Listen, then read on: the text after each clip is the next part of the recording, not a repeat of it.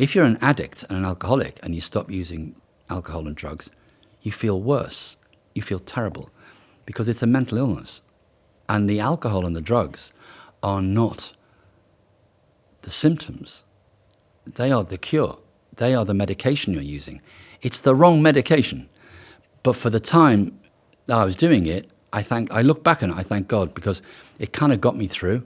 Because I realized that after my dad's death, his suicide, I just hit the self-destruct button. It's not an excuse, but it certainly was a reason. And, as I say, I blew apart my marriage. I went heads down into my career, and I was doing quite well. Bizarrely, in 1988, when I eventually surrendered in 1988, I was doing a sitcom called That's Love with Humphrey Barclay. He's a fantastic producer and a very dear friend of mine. But I was supposed to do a day's filming.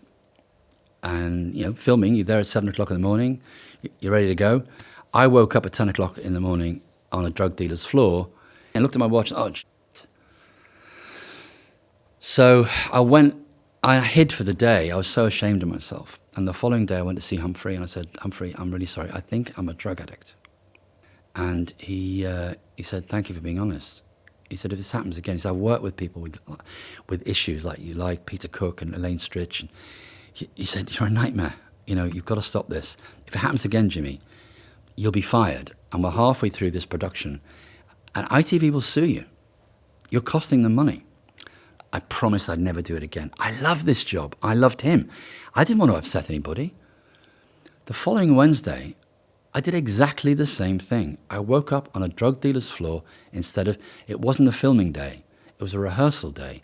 And rehearsal day started at 10. I woke up at 10. So I got into the rehearsal room at 10:45. I managed to get my shit together. But it frightened me so much that I rang the counsellor. She said, go to meetings, go to AA meetings and NA meetings. I said, no, I don't do meetings. I'm on television. And she said, oh, really? She said, oh, well, maybe I'll give you Anthony Hopkins' number or Barry Humphries' number because, they're on telly now and again. I mean, she was putting me very much in my place. I was doing a Channel 4 show that not many people watched. So, but I went to 3 meetings and I was taken by this very nice guy. And on the 4th occasion, he didn't turn up because he thought, well, I've introduced him to meetings now. So I stopped going to meetings. I basically went to a meeting and I stopped going. If you're wondering where this clip is coming from, look up People Are Deep on YouTube.